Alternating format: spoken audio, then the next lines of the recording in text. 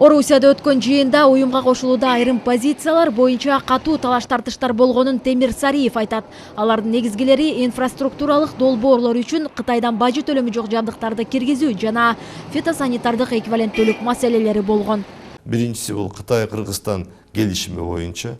Биз ал келишимди жакында апрель айында ратификация кылганбыз. Ошол келишим боюнча Кытайдан келген жабдыктар инфраструктуралык проекттерге поштанасы жок келиш керек. Экинчиси фитосанитардык эквиваленттүүлүк боюнча.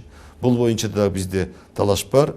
Бул мамлекеттер биригип атканда бирин макулдашуунун негизинде ошол системаларды кабыл алган. Ал эми бизге ушул аудит кылабыз дегендей ойлору бар. Биз айтып коюш керек, Кыргызстандын кызыкчылыгын аягына чейин сактап, бардык маселелер чечилгенден кийин гана Евразиялык биримдикке киребиз. Кыргызстандын кызыкчылыктары сакталбаган учурда эч кандай келишимге кол коюлбайт. Президент жана өкмөт буга чейин эле уюмга Кыргызстандын улуттук кызыкчылыктары корголгондо гана киребиз деген билдирүүлөрдү айтып келген. Мындан кийин да кыргыз тарап ал турумунан кайтпайт. Бул жерде эч кандай эле трагедия жок. Бул кадыресе көрүнүш, себеби чек араларды кайра дагы такташ керек. Бөлүк өлкөлөр менен болгон өз ара мамилебиз бар, өз ара келишимдерибиз бар. Ошонун баарын биз бир эле күндө үзүп сала албайбыз. Дагы башка бир көп маселелер боюнча мыйзамдарды кабыл алыш керек. Тилекке каршы бизде ошо мыйзамдардын баарын бир калыпка келтирип тартипке салуу бул жалгыз өкмөттүн колунан эмес, буга парламент дагы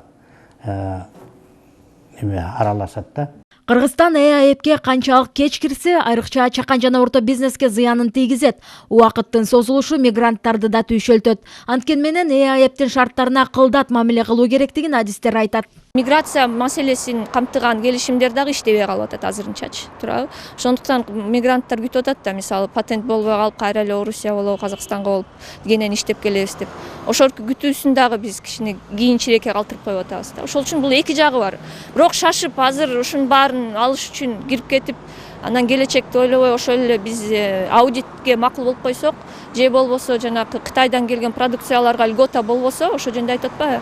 Биз деген өзүбүздүн позицияларды абдан алыс кылып коюп атабыз да. Макулдашууларга келе албай жаткандыктан документтерди ратификациялоо узарып кетиши ыктымал. Бул өз кезегинде Евразия экономикалык биримдик аймагында чек аралардын ачылышын 2-3 айга кечеңдетиши мүмкүн дейт эксперттер. Альбина Сулайманова, Бекназар Шерманбетов, Коомдук биринчи канал.